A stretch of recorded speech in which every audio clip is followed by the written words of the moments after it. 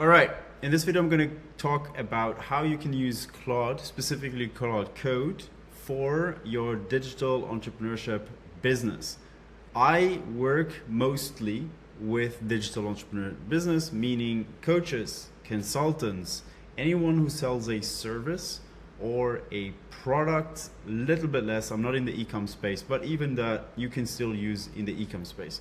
Now, the biggest mistake that I see with people starting on the Claude Code journey is that they are automating everything. So let me pause this. And automating everything always starts with the desire to save up your own time. And one of the biggest bottlenecks that you can come up here is that you are essentially creating code that needs to be managed. So that the time of you actually executing a task, simple as you posting a piece of content on one platform and you wanting to automate the whole process of posting, writing, scripting, putting into Canva, posting, everything through Claude Code and making it reliable without you having the headaches of consistently managing it, because even though yes, Claude can still figure things out like when it does mistakes, you still have to be there often in order to fix it and make it reliable. And so automating everything is the biggest bottleneck. Instead, what you should be doing is really questioning what needs to be automated, but most importantly, what gets you your quickest, what is the best investment in you building something that is repeatable. Content can be that process, but we'll get to how to do this process of automating things in just a bit. So ask yourself the question, is this worth automating first and foremost? And there is a function, or at least a formula, that you can act upon in order to calculate this. And I could just give you a Claude prompt, but use your human brain as well too. So here's the three levers that I look at most of the time. The first lever is, does this provide results to my clients? Does this create a better experience for my clients? Is this in line with what my clients need and desire? I actually move away from building things that are for me, and I start building and serving others first. Because the more you serve others, the more you can productize all of these different things, create a productized offer, create a coaching program, sell these individually in ads, like everything that you build for others and it provides them results, that is leverage. Everything that you build for yourself and you'll never share with anyone, that is not leverage, that is just you facilitating your life and being lazy or wanting to be lazy.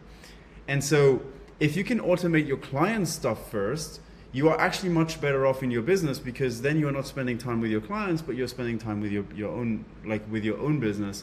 And clients first, you second. So you prioritize your clients first.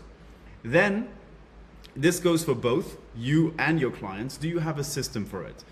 So I see a lot of people start building because now AI can think for you, so they can create systems around a topic that you yourself have absolutely no idea. And yes, it's great to create offers, coaching programs, and everything around it, even though you have no idea and be able to sell online. But it is still a challenge, because if you are an entrepreneur who is a complete beginner and have absolutely no idea, you still need to learn those things. I'm sorry to tell you, because otherwise, at some point it will break. At some point you will lose credibility. At some point it will hurt your reputation. Especially if you're building a personal brand, which is essentially being a digital entrepreneur. Everyone has a digital brand because you want to build leverage.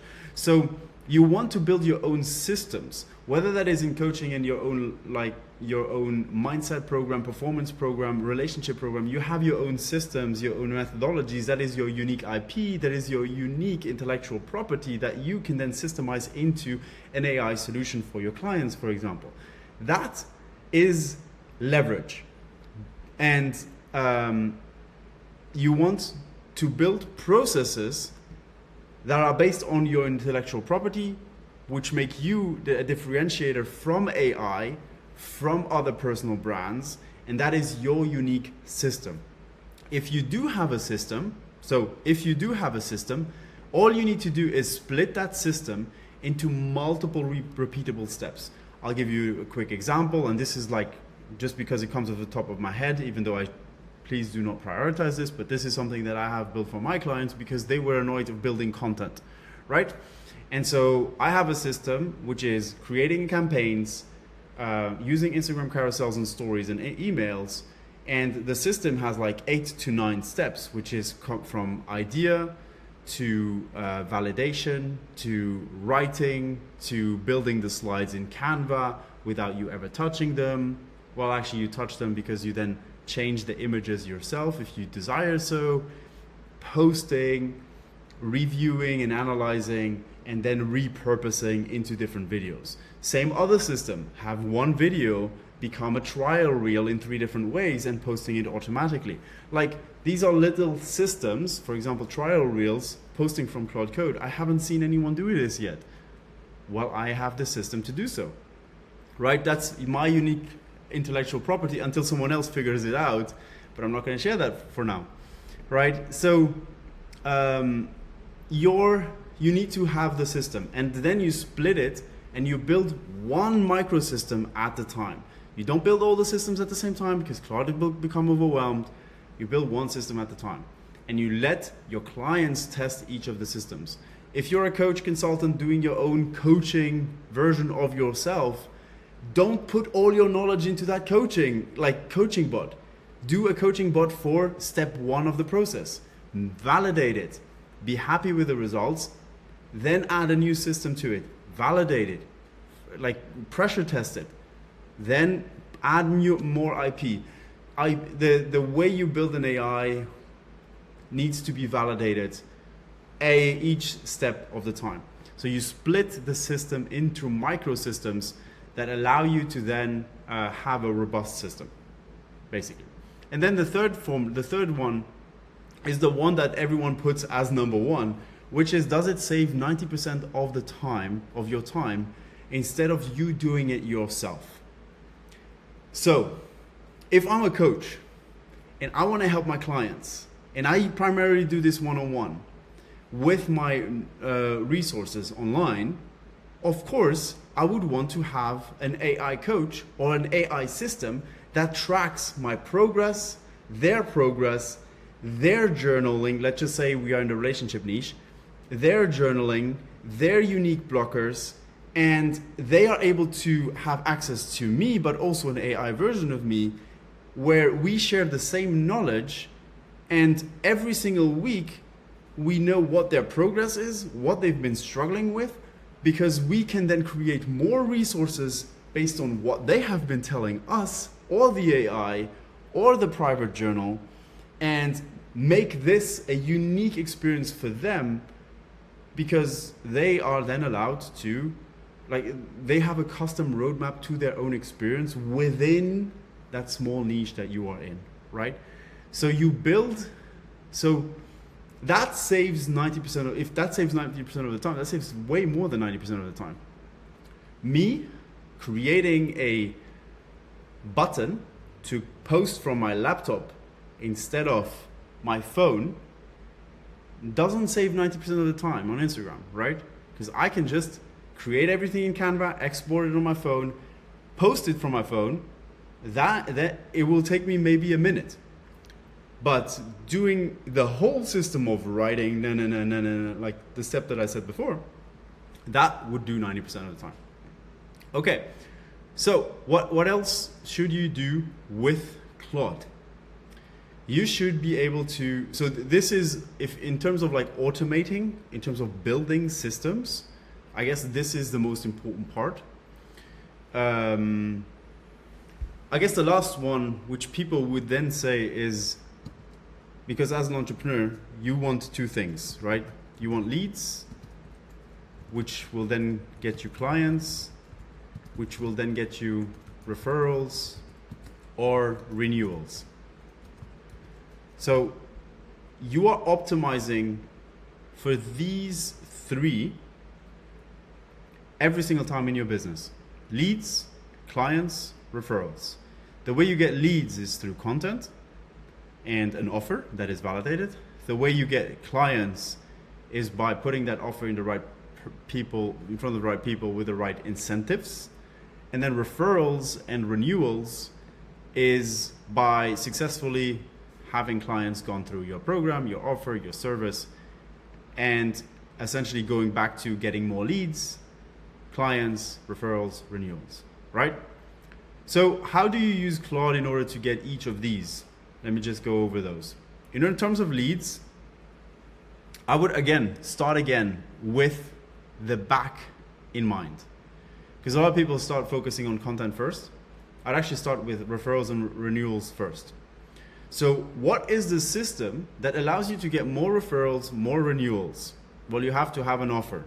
An offer that is so damn good, like Alex Ramosi, even though I'm not the biggest fan of Alex, but the dude knows what he has to do, right? In terms of business, you want to have an offer that is so damn good, people want to renew.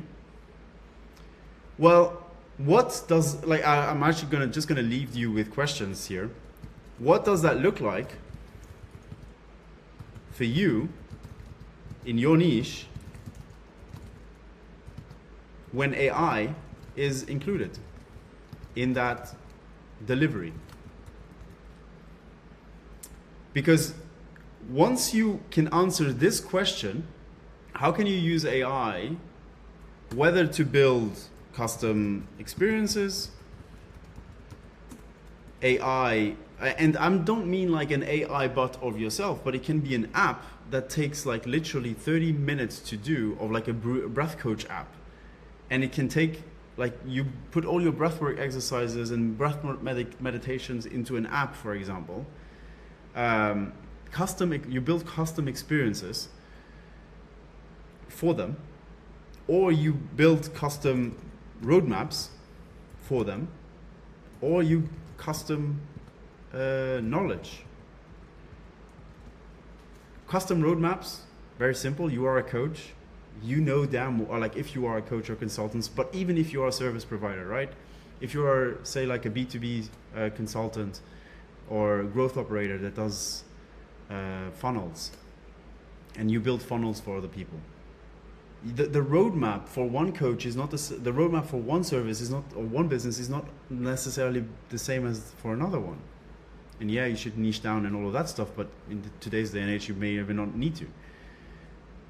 And what I mean by this is, I'll give you an example, simple. If a coach wants to do less content, you probably should recommend him to do ads to a cold offer, and from that cold offer to like an ascension path. If a coach is very comfortable with organic content, well, yeah, then build their service around campaigns and building organic campaigns with email, Instagram stories, and Instagram content, and even a YouTube series to pre-nurture them and to pre-sell on their ICP, or build even a YouTube series. So the roadmap is different in B2B, but even in B2C, if you are a coach, for example, in a relationship coach, I've worked with relationship coaches, they always tell me like the roadmap is not always the same, even though it's similar, but the problems that come up, maybe sometimes it's week 8, comes up in week 6, and week 6 comes up in week 9, and that is totally fine, because everyone has their own way of processing their emotional turmoils and the way of learning how to manage their own emotions in the relationship niche, for example. And then custom knowledge. Custom knowledge is how you track all that knowledge, and they can refer back to that knowledge. So for example, I am journaling, and I have a Claude journaling prompt database where I journal everything on my notes app, and then every single day it basically just runs through my notes, puts it into Claude, and whenever I talk to myself as a coach, I actually can look into my notes, and Claude actually looks into my notes and is like, oh, this actually came up, this came up, this came up. What's up with that? And essentially we can track our progress as we talk more to each other. So ask yourself, what does it look like for you in your niche when AI is included in that delivery? And this is essentially where you will find your edge. I don't believe that info is dead. I do believe that the next era of the next people who will win in info, or for example, are AI native. They will have an AI.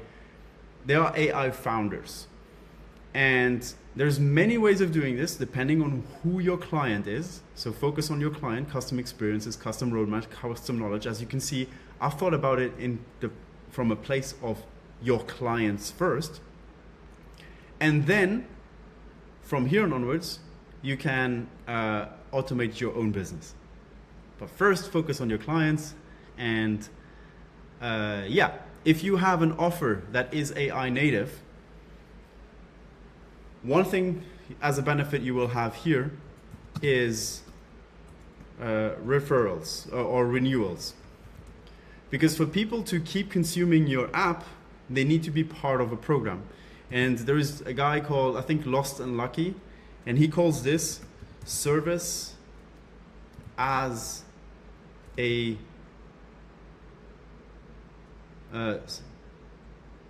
what is it called? SaaS is software as a service, and he calls it,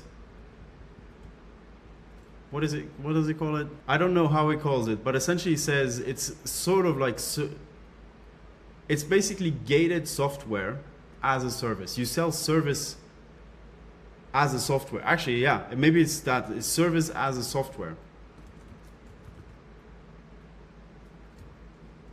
Because you are gating their experience, their service behind the software.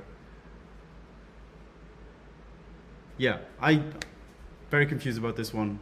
But essentially, you build the software, you build the app, you build the whole thing behind the scenes that they can use, but they can only use if they pay you as a coach who can oversee it. So it doesn't become this $16 product, but it becomes a high ticket service that they are still buying into, and the software is just a byproduct of them being able to utilize your own IP that you've built with your personal brand. If you have that, you're also focusing here on clients, and you are also focusing here on leads, because the way you get leads, or the easiest way to get new leads, is by proving that what you do actually works, meaning results, meaning clients, meaning you create an offer so good that you basically get renewals and referrals. All right, that's it for this video. Off the cuff. I'll talk to you in the next one.